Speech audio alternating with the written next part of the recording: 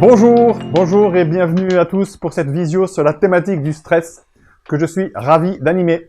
Je m'appelle Stéphane Terraza et je suis le directeur régional du réseau d'affaires BNI Dordogne-Gironde. Tout au long de cette conférence, vous pourrez rédiger vos questions sur le chat ou sur Converser afin que nos intervenants puissent y répondre, mais à la fin de la session. Pour information, personnellement, je ne vois pas vos questions. Donc, si vous voulez me poser directement des questions, je ne pourrai pas y répondre car je ne vois pas le chat. Le stress, comme toute émotion, a un rôle à jouer et n'apparaît jamais sans raison.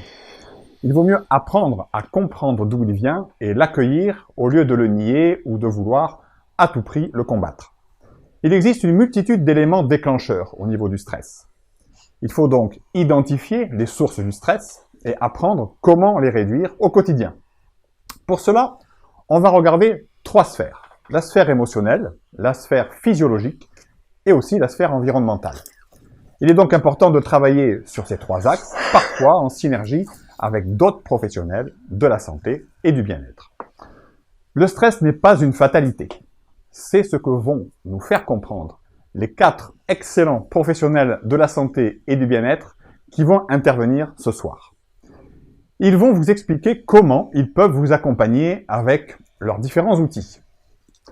Et pour cela, nous allons démarrer avec Virginie Cotreau. Virginie est sophrologue hypnothérapeute sur Talence. Elle exerce dans un cabinet de groupe pluridisciplinaire où elle reçoit un rendez-vous individuel. Elle se déplace également dans les entreprises, sur la Gironde, et peut étudier toute demande sur d'autres départements. Virginie, c'est à toi. Bonjour, donc je suis Virginie Cotreau, je suis sophrologue sur Talence et donc je vais vous expliquer comment se déroule une séance de sophrologie et qu'est-ce que je peux apporter aux gens. Donc en fait, étant donné que le thème aujourd'hui c'est le stress, on va prendre une personne qui vient me voir par rapport à un problème de stress. Donc tout type de personnes peuvent venir me voir. Talence, j'ai quand même pas mal d'étudiants, alors ça peut être brevet des collèges, ça peut être le bac, ça peut être des examens, ça peut être des concours, ça peut être des prises de parole en public aussi bien pour un étudiant qu'un adulte, des changements de carrière, de profession qui fait que les gens peuvent être stressés. Donc ils arrivent avec leurs problématiques. Bien évidemment, à intention égale, tout le monde a un parcours différent. Donc la première séance, je collecte toutes les informations. Pourquoi ils sont stressés, dans quel cas ils sont stressés et quels sont leurs ressentis négatifs liés à cette situation. Ça peut être, quand ils sont stressés, des mâchoires serrées, du mal à avaler, une oppression au niveau de la cage thoracique, des battements du cœur qui sont plus ou moins importants, blocage du sternum ou des nœuds à l'estomac, et j'en passe. Donc la personne vient avec ses ressentis et me dit voilà, je suis stressée et le stress est tellement élevé que je perds mes moyens, j'arrive plus à m'exprimer, la page blanche devant un examen ou le trou noir. Donc du coup, en premier, on fixe un objectif. Qu'est-ce que c'est? C'est-à-dire que qu'est-ce que veut la personne? Donc en général, l'objectif dans ce cas-là, c'est je souhaite devenir, développer calme et sérénité dans ma vie de tous les jours. Donc ça, c'est l'objectif. Pour y arriver, je prépare un protocole, c'est-à-dire que on va préparer plusieurs séances pour atteindre cet objectif.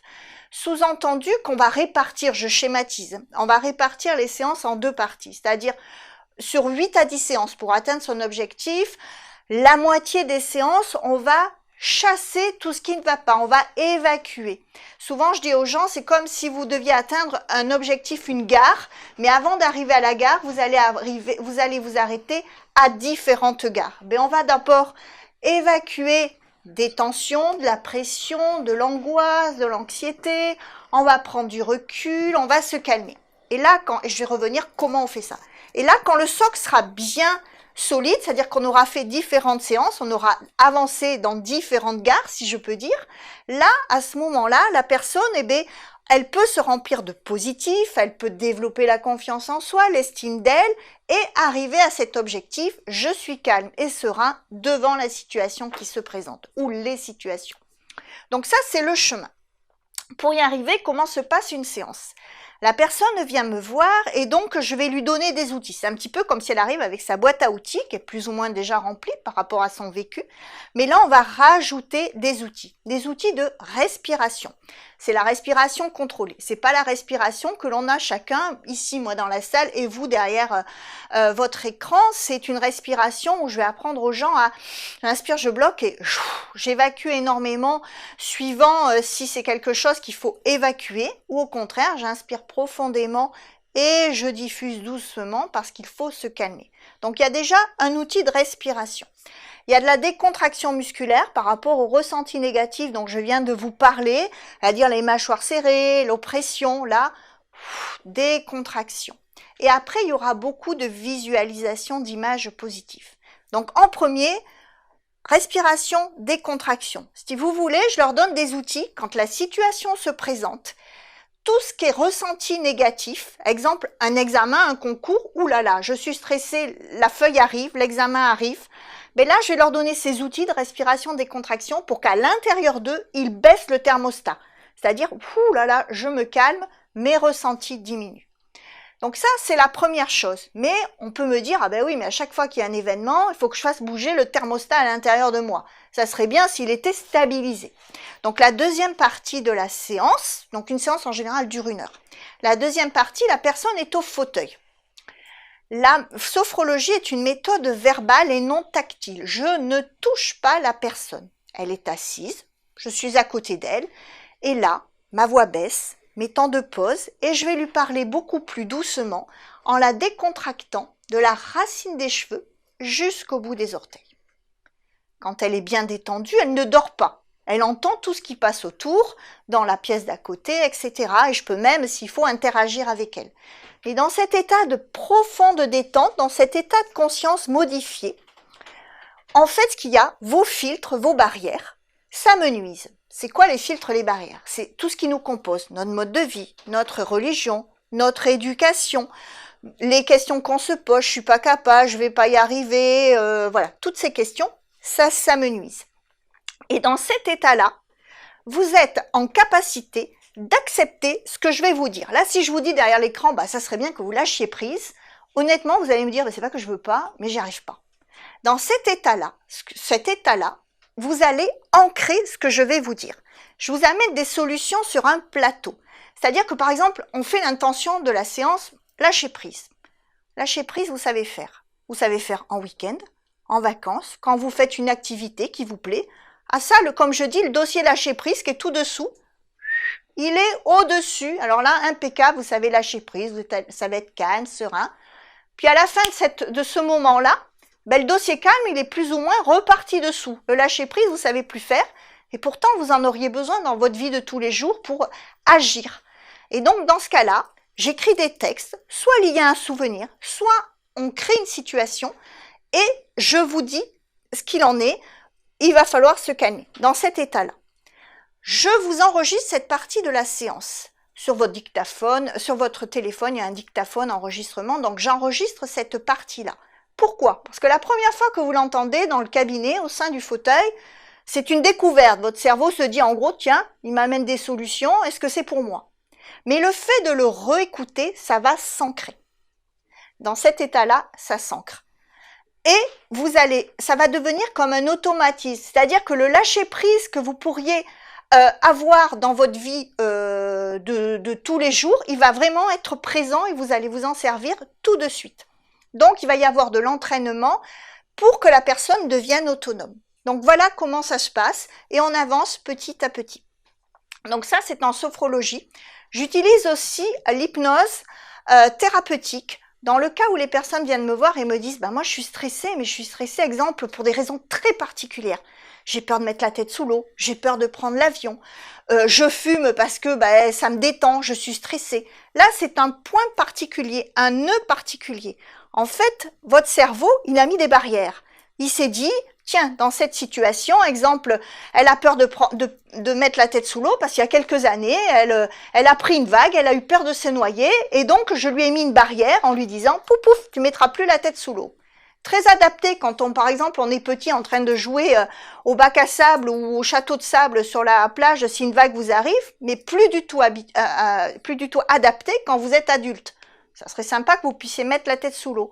Ben là, on va reprogrammer. De l'hypnose thérapeutique, en fait, on déshypnotise, c'est-à-dire qu'on sort du cadre, on fait un changement, c'est-à-dire votre cerveau, on lui dit qu'il va falloir qu'il continue à vous protéger pour pas que vous vous noyiez, qu'il fasse attention.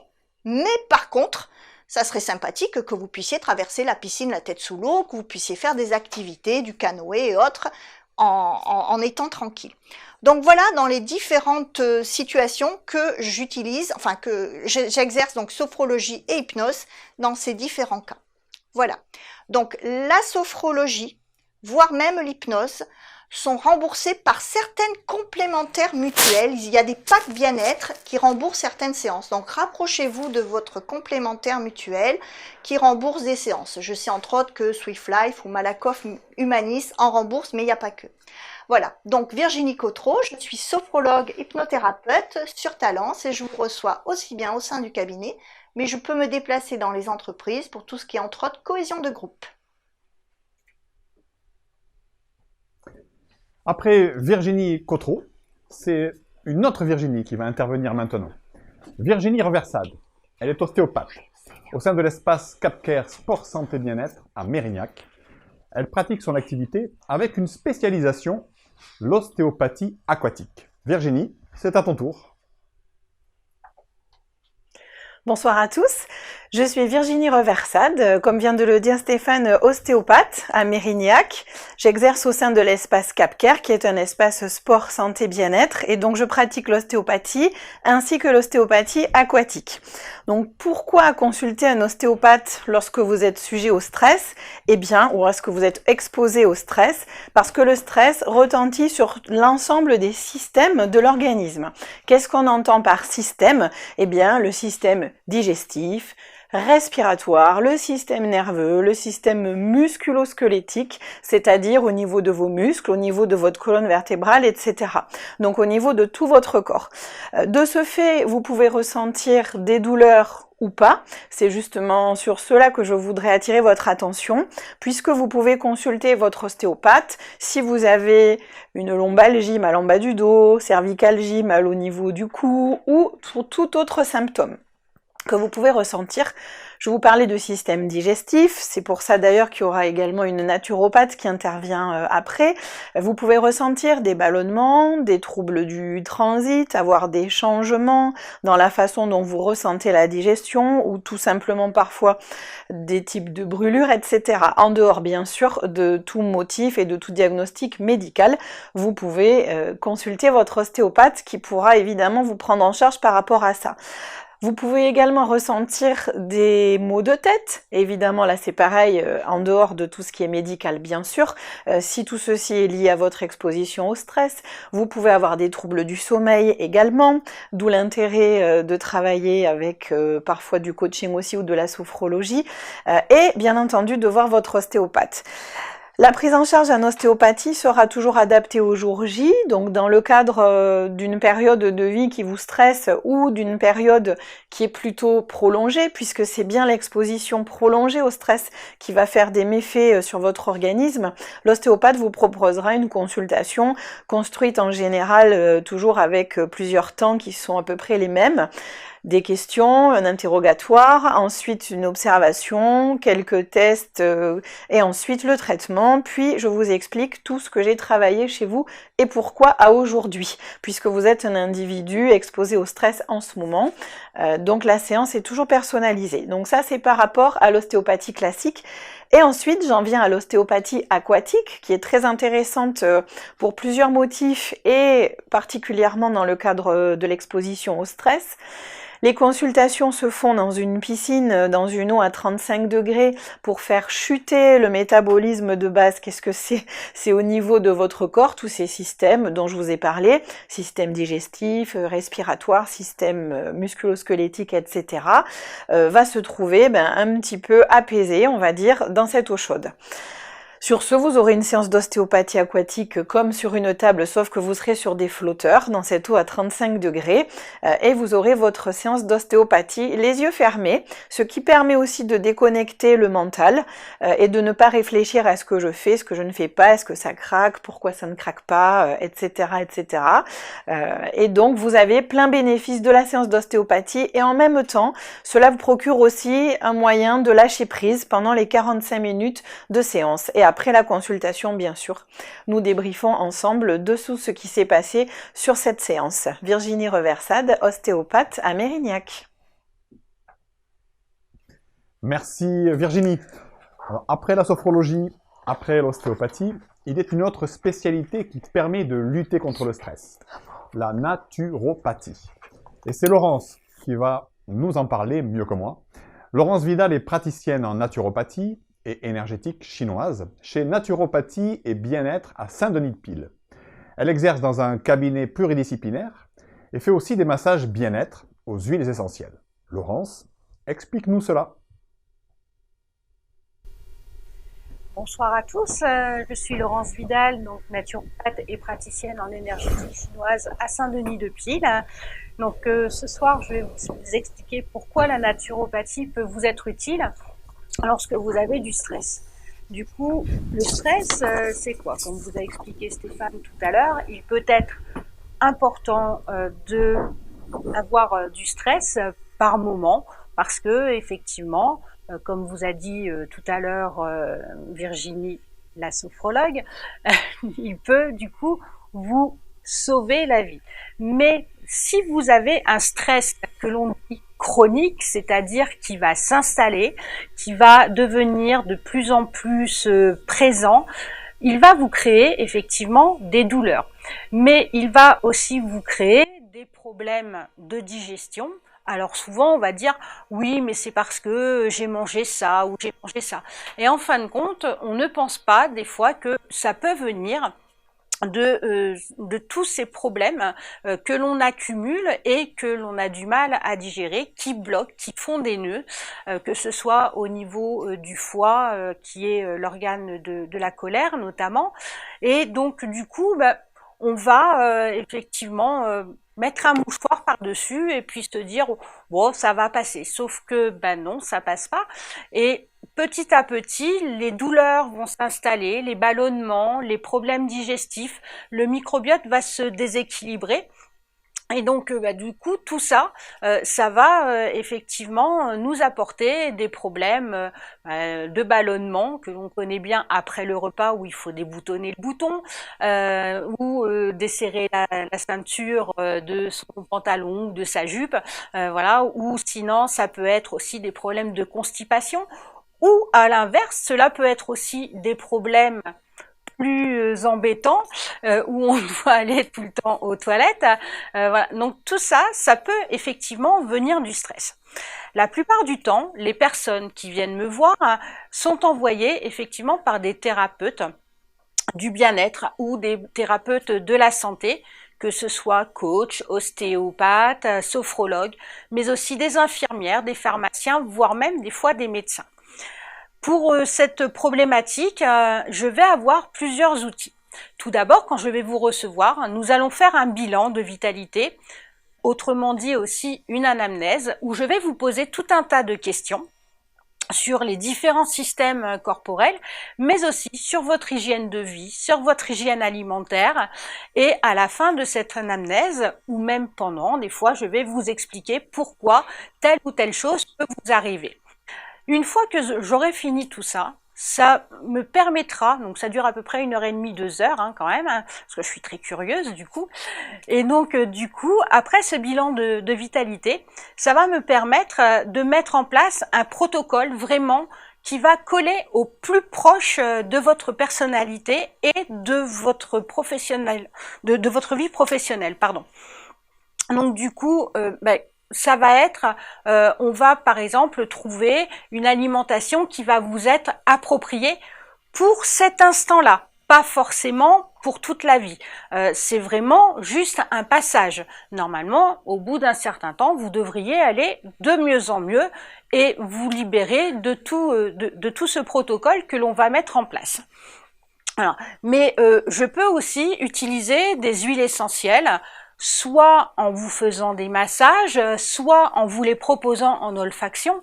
En olfaction, ça va être quoi? C'est-à-dire que vous allez avoir toujours votre petite fiole avec vous, que vous allez pouvoir ressentir quand vous allez avoir ce problème voilà, d'angoisse qui monte, de blocage au niveau du plexus. Donc cette petite fiole, vous l'ouvrez, vous la sentez. On peut mettre des mots dessus avec la sophrologue, on peut associer les deux. Et donc du coup, voilà, on va dire que ça va être votre petit rescue pour ceux qui connaissent les fleurs de Bach. Donc une fois que l'on aura fait tout ça, on peut aussi rajouter des compléments alimentaires ou des plantes, voire même les deux, pour apaiser les douleurs intestinales que vous pouvez avoir. Donc je vous propose effectivement tous ces outils. Bien sûr, pour que vous vous les appropriez, c'est relativement facile à mettre en place. Il n'y a pas de miracle non plus, puisque c'est un échange entre nous. Et donc, voilà, avec mes collègues, effectivement, on peut aller agir beaucoup plus en profondeur. Laurence Vidal, naturopathe et praticienne en énergétique chinoise à Saint-Denis-de-Pile. Merci Laurence. Nous sommes déjà bien avancés sur ce qui peut nous permettre de combattre le stress. Mais Mathieu va nous apporter des éléments supplémentaires. Mathieu Chauvet, de Mathieu Coaching Conseil, est coach professionnel. Il accompagne les entreprises sur des questions de relations humaines, comme par exemple la gestion de conflits, apprendre à mieux communiquer, ou, vous l'aurez compris, la gestion du stress. Mais il accompagne également les particuliers en séance privée, sur des problématiques variées de la vie personnelle, comme la difficulté à se ressaisir après un licenciement, par exemple, une séparation, ou des problèmes relationnels, et bien entendu, là aussi, la gestion du stress. Mathieu, peux-tu nous expliquer? Bonsoir à toutes et à tous, Mathieu de Mathieu Coaching Conseil.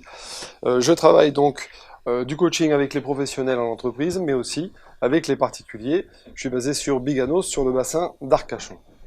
Alors, ma méthode face au stress, c'est d'abord une écoute active. J'ai besoin d'entendre, bien sûr, ce que le client a à me dire sur ce qu'il ressent comme du stress. Donc j'ai besoin de sa part qu'il me décrive finalement la situation, qu'il puisse me décrire aussi l'élément stresseur, qu'il puisse me décrire le contexte, me décrire comment lui, il se sent dans cette situation.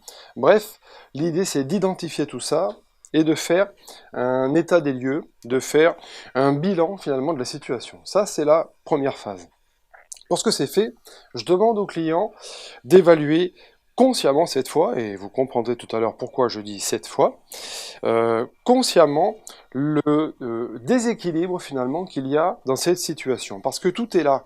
Le stress vient, pour une grande partie du moins, du déséquilibre qu'il y a entre la situation évaluée par le client et ce que le client évalue de lui-même, finalement l'auto-évaluation qu'il fait. Ce que je veux vous faire comprendre, c'est que on analyse une situation ou une personne ou quelque chose, donc on l'évalue et ensuite on fait sa propre évaluation.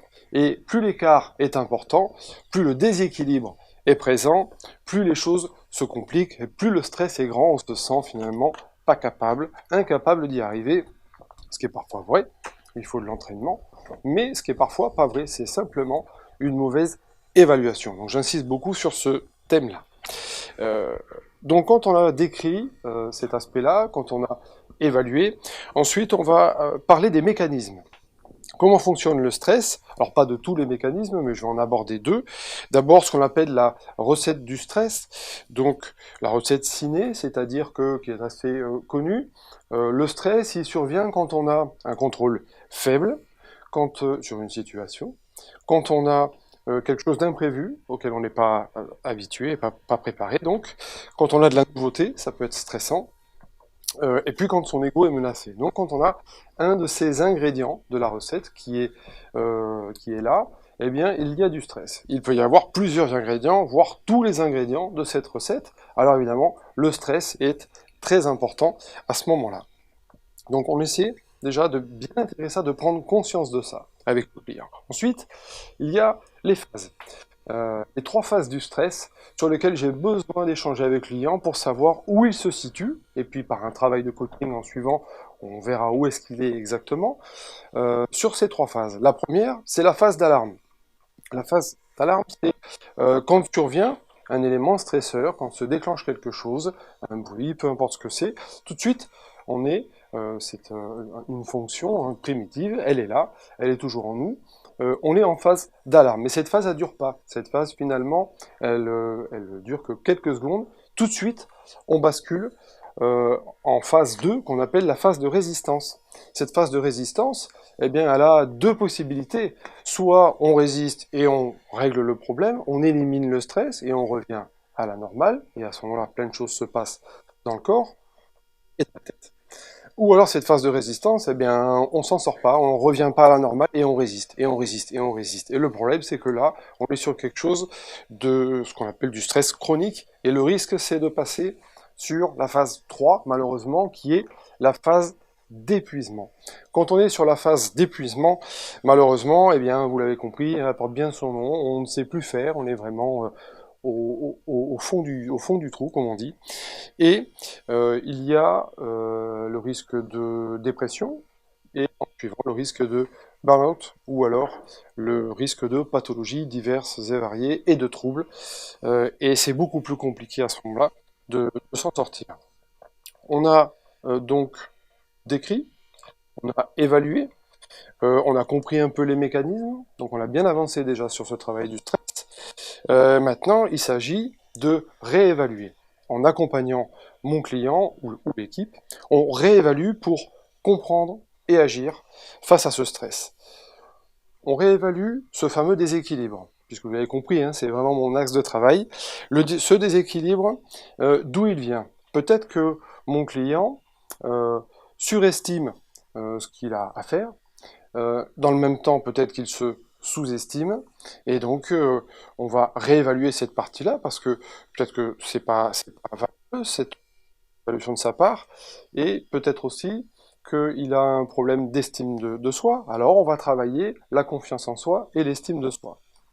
L'autre phénomène, ça peut être par exemple sur un problème relationnel avec un responsable, avec un parent, avec un ami, et la communication ne passe plus correctement, c'est une source de stress dès qu'on doit voir cette personne. Alors, on va travailler sur de la communication non violente, hein, ce qu'on appelle la CNV, et je vais essayer de travailler avec le client pour qu'il apprenne à parler de ses besoins réels, ce qu'on fait rarement, on reste souvent dans le mental. Là, on va essayer d'aller chercher vraiment ses besoins et apprendre à faire une demande négociable. Parce que si on va chercher son besoin, qu'on l'identifie, qu'on fait une demande négociable, on est dans le partage. Si on fait une demande qui est non négociable, j'ai besoin de ça, là on n'est plus dans le partage et on risque de fermer la conversation, de fermer la relation et de rester dans ce cercle vicieux et de rester dans une relation qui est plutôt stressante. Donc voilà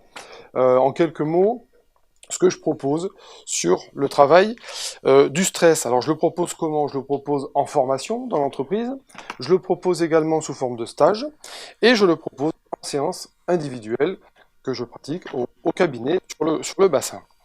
Ensuite, voilà pour ma partie. Maintenant, je vais vous parler d'une étude de cas. Ça permettra à mes consoeurs que vous avez vu tout à l'heure d'intervenir. C'est pour vous faire comprendre que finalement, le stress, on le travaille à plusieurs. Voilà. C'est quelque chose d'assez large. Donc l'étude de cas, la voici. Lorsque Madame J'en peux plus, on l'a appelé comme ça, au moins ça vous vous en souviendrez, vient me voir en consultation, eh bien, elle est stressée, mais ça, je le découvre qu'après. D'abord, elle a un problème qu'elle veut régler, mais je découvre que ce problème apporte vraiment du stress, c'est-à-dire que elle ne sait pas comment s'en sortir, et ça amène, en plus de ça, des troubles digestifs, des troubles du sommeil, mais également des douleurs au niveau du dos. De mon côté, je travaille sur des séances de coaching, on améliore la confiance en soi, en elle, on améliore son estime d'elle, mais il y a un moment donné dans mes séances où je bute face à ces troubles et à ces difficultés. Donc, concernant le mal de dos, je lui propose d'aller voir Virginie, l'ostéo de l'équipe.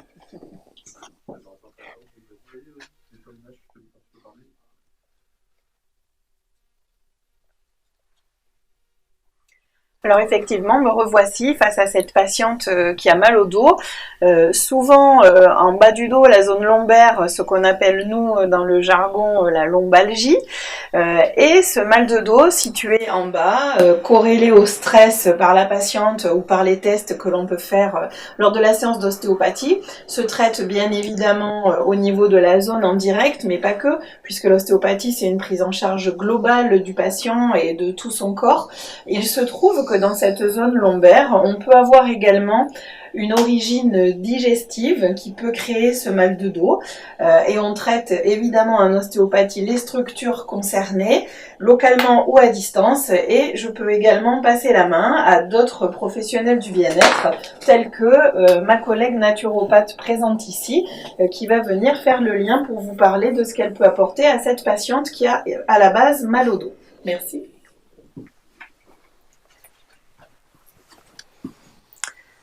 Et oui, donc du coup, me revoici avec Madame J'en peux plus, qui a été voir Mathieu, qui l'a envoyé voir Virginie, qui est ostéopathe, et qui, lors de son anamnèse, a découvert que il n'y avait pas que des maux de dos, il y avait aussi des maux de ventre, et certainement derrière une alimentation un peu déséquilibrée.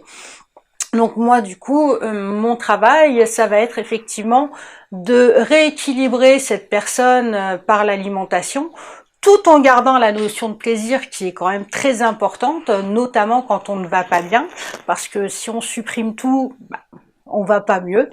Donc il faut quand même garder cette notion de plaisir.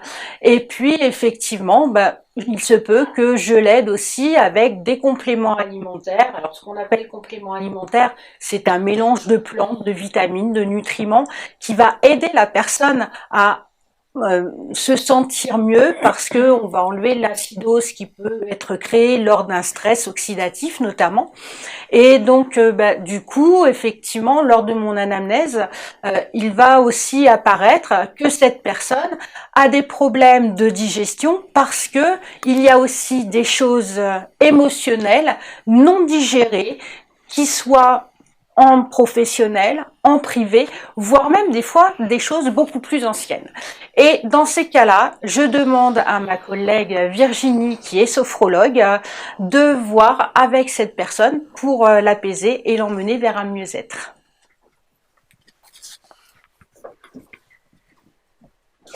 Donc Madame J'en peux plus vient me voir et en fait elle arrive pas bien à dormir.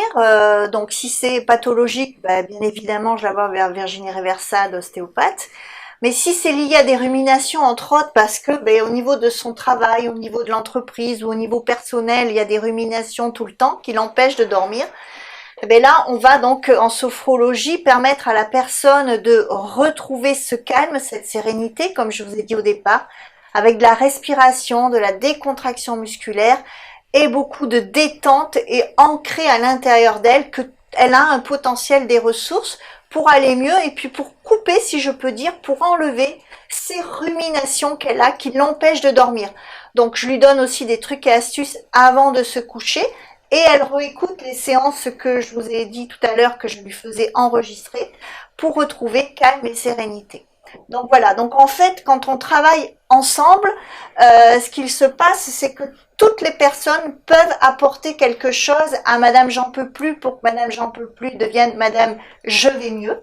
Et donc en fait, à l'intérieur de vous, vous avez tous un potentiel, des ressources. Vous avez les clés à l'intérieur de vous pour aller mieux, aussi bien mentalement que physiquement.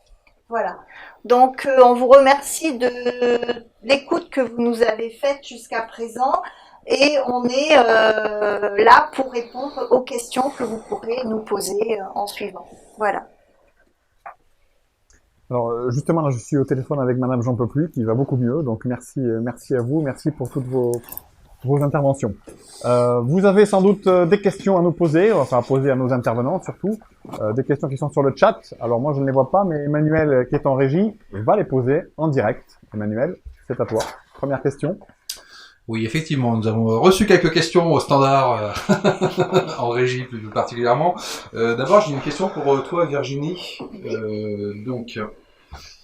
Voilà, Virginie, tu es maintenant à l'image. La première question, c'est quelle différence entre l'hypnose et la méditation, puisque c'est a priori assez ressemblant, selon Patrice, qui assiste à notre atelier.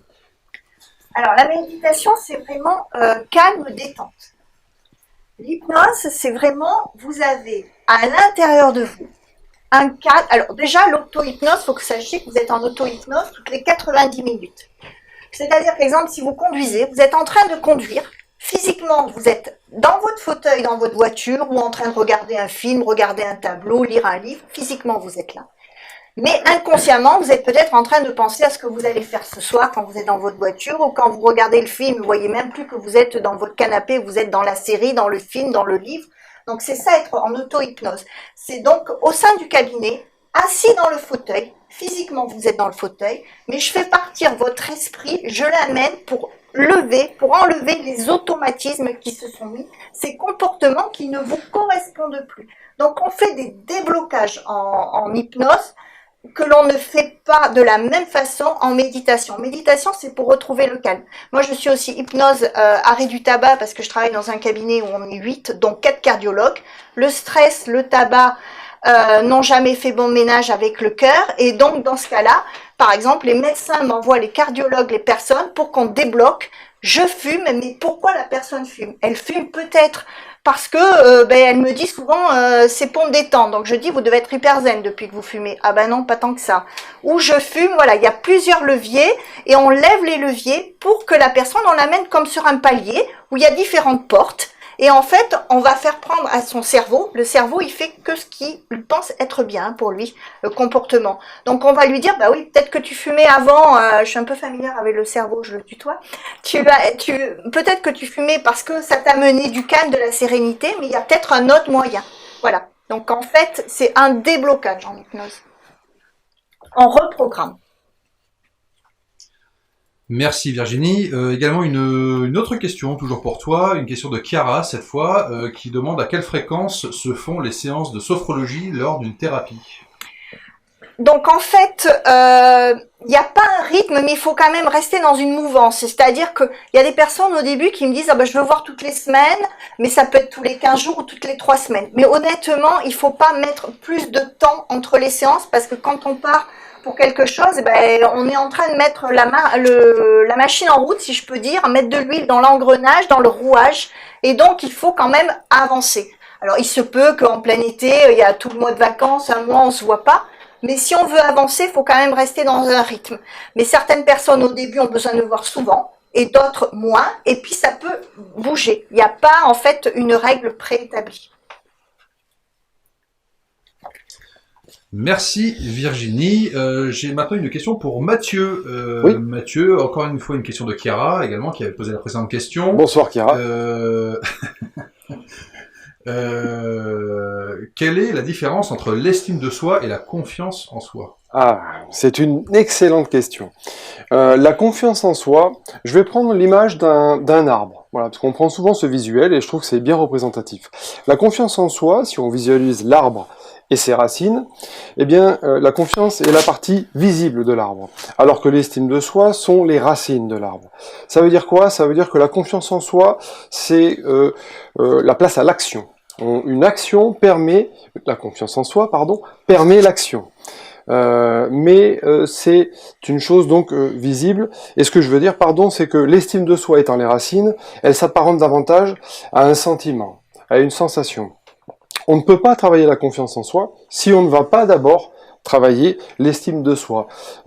Si l'arbre n'a pas de racines, eh bien, il n'y a pas d'arbre. Donc c'est deux choses bien différentes. Il y a souvent la confusion. Pensez à l'arbre, ça vous permettra de le distinguer. Mais d'abord, allons travailler l'estime de soi qui sont donc les racines. Merci. Alors maintenant, j'ai une question qui est peut-être un peu plus générale. Je ne sais pas qui d'entre vous pourra répondre. Je pose la question. Une question cette fois de Nathalie qui nous demande comment reconnaître le bon stress du mauvais stress. Ouais. Alors, le bon stress du mauvais stress.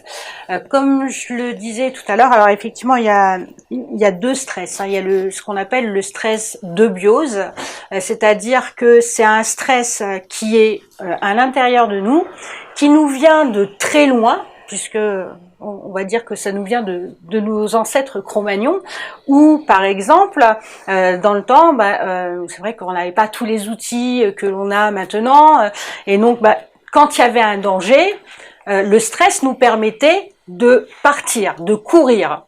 Sauf qu'il peut, il y a le tigre à dents de sabre qui est derrière, on s'en va. Ça, c'est vraiment le stress qui nous permet d'avancer, qui est là voilà, normalement. Un stress chronique, c'est quand quand ce stress va s'installer et que petit à petit, il va nous emmener vers des douleurs, vers des problèmes de symptômes maladifs, on va dire, et qui va nous amener aussi vers des idées noires, où on va souvent ruminer, où on va souvent répéter des choses, où on est fatigué, on a envie de rien, et puis petit à petit, on va avoir des douleurs articulaires qui vont s'installer, mais on sait pas trop d'où ça vient. On va voir le médecin, et puis il va vous donner des antalgiques ou des choses comme ça, puis on va voir l'ostéopathe, et puis ça passe toujours pas, et voilà. Donc des fois, il faut effectivement aller chercher un petit peu plus loin.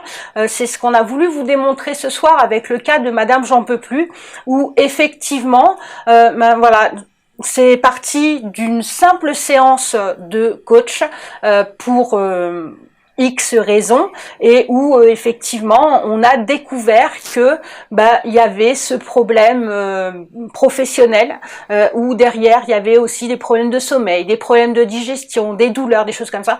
Donc la différence, elle est là. Le bon stress, c'est celui qui va vous permettre de faire des choses, de vous protéger en fin de compte, et le stress dit oxydatif ou le stress chronique, c'est celui qui va être tout le temps présent et qui va vous amener petit à petit, si vous ne faites pas attention, à avoir des pathologies en fin de compte.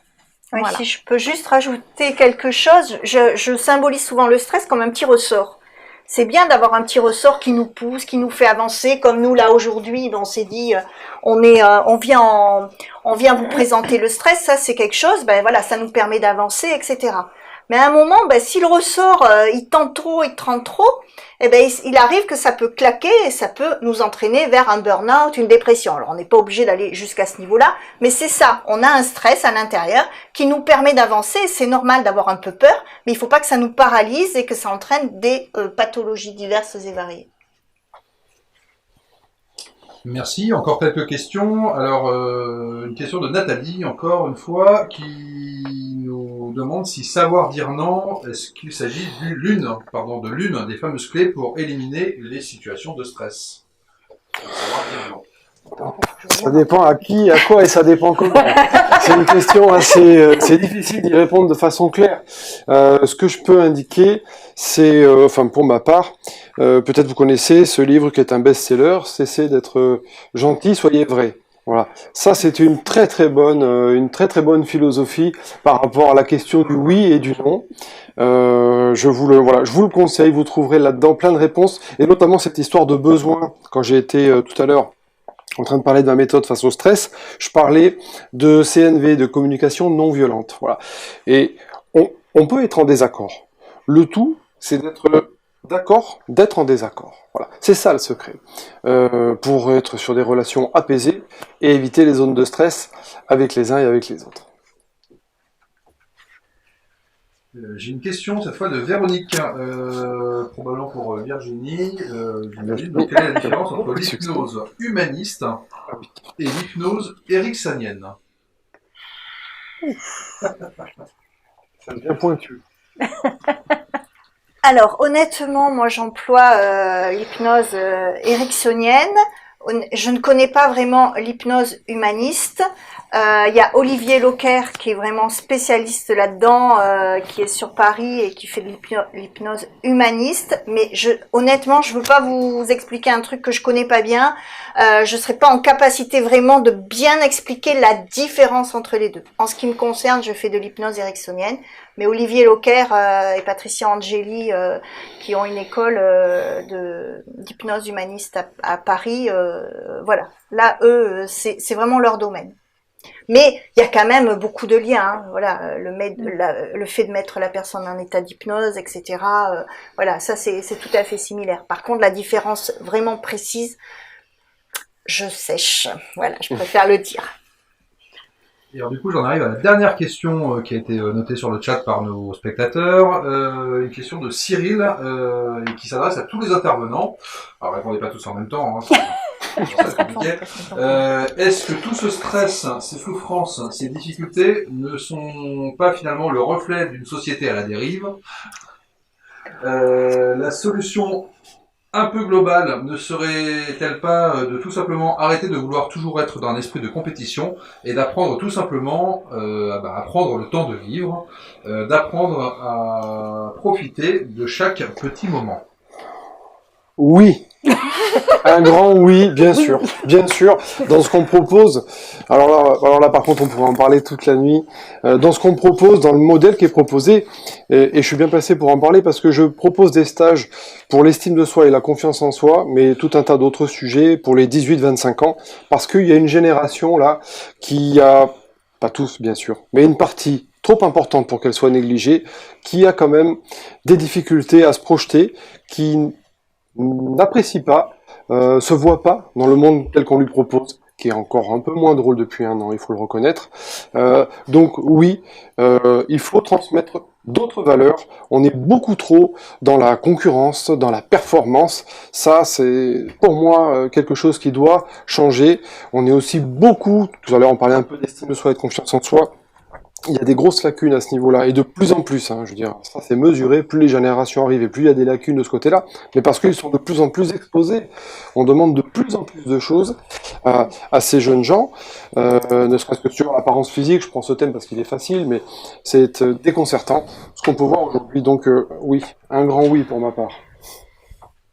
Merci. Je pense qu'il faut aussi, c'est ce qu'on apprend en sophrologie, à vivre dans le ici et maintenant. C'est-à-dire que il y a le passé et il y a le futur. C'est bien d'avoir des projets, de vouloir se projeter, mais c'est aussi apprécier le moment présent. C'est-à-dire que ce que vous êtes en train de vivre là maintenant, quand on aura tous quitté la vidéo, la caméra, ça sera fini. C'est déjà du passé.